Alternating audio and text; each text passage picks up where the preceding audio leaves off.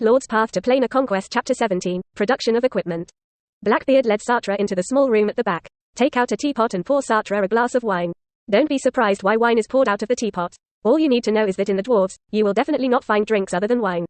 After pouring the wine, Blackbeard kept urging Sartre to show him, gentetsu.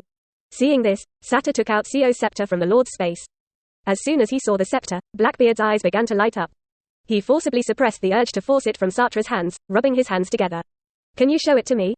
Blackbeard was a little excited and looked at Sartre with anticipation. Sartre handed it forward and put the scepter in front of him.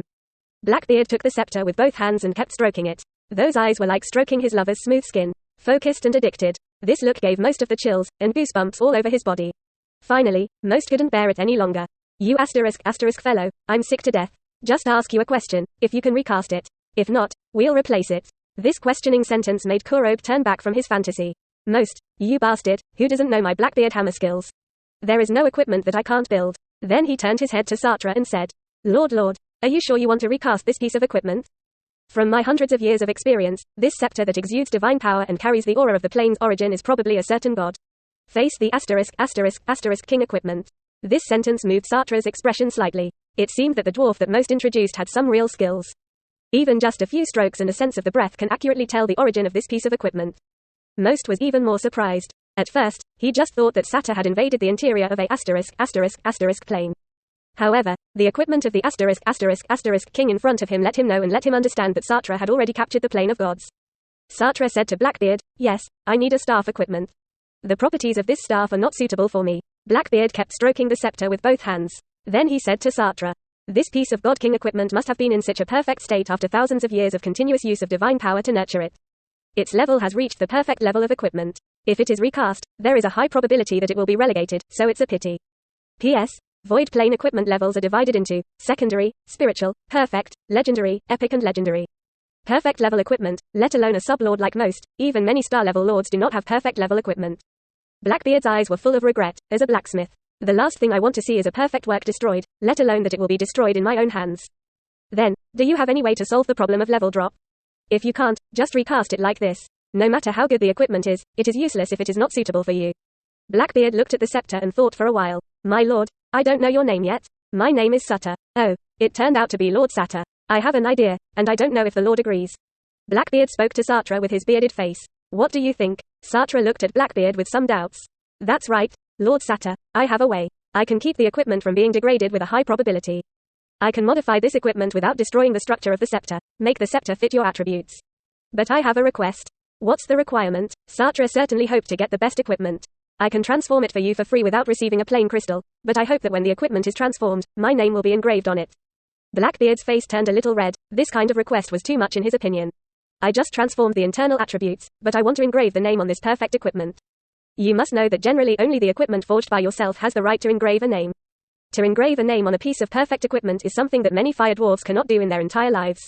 Sartre doesn't care. Whose name is engraved has no effect on him. He just needs a suitable piece of equipment, just transforming attributes. It doesn't matter if he doesn't recast. After all, it turned out to be in the style of a scepter, and it doesn't look much different from a scepter.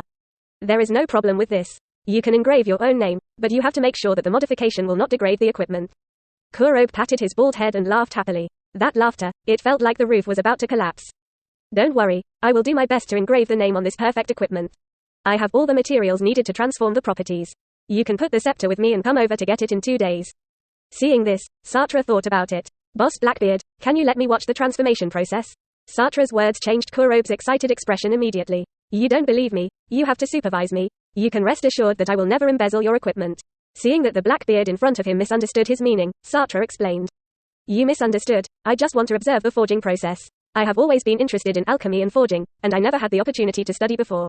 Sartre mainly wanted to see how to transform the divine attribute into the void attribute without damaging the equipment.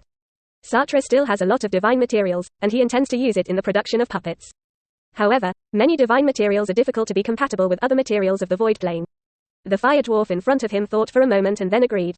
He was also not afraid that Sartre would learn his crafting skills. If something like crafting equipment was learned after being seen once, then the streets would be full of blacksmiths. As soon as he said it, Blackbeard grabbed the teapot on the table and poured it into his mouth. Cool. The nose of the fire dwarf in front of him was a little red, and when his mouth exhaled, the room was filled with the smell of alcohol. The smell of this wine makes me feel a little drunk, but one can imagine how strong this wine is. Looking at the drunk Blackbeard in front of him, Sartre looked at him with distrust in his eyes. Like this, can it be forged? Blackbeard saw Sartre's distrust and said loudly, don't look at me like this, and tell you, we fire dwarves forging is to drink. Only drinking can keep us in the best condition. Then he slapped a drink from his mouth, and this scene made Kurobeard's words more and more unconvincing. But now he could only choose to believe him. Blackbeard walked to the stove and shouted to the dwarf next to him, help me bring the water of blasphemy. Then he said to Sartre, do you know what water of blasphemy is? This satyr was seen in the Book of Puppets.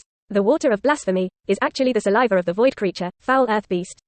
This creature lives in the dirtiest and most filthy places. What they eat is venom and filth. The saliva secreted by these dirty beasts is called the water of blasphemy. Although the level of dirty beasts is not high, the highest level is only 3. However, the desecrated water secreted is highly corrosive and corrosive. Desecrated water can be used for alchemy or to create poison. Sartre has heard that there was once a 6th level ** of other planes, who was infected with a drug made by a void lord with desecrated water, and turned into a void creature without wisdom on the spot.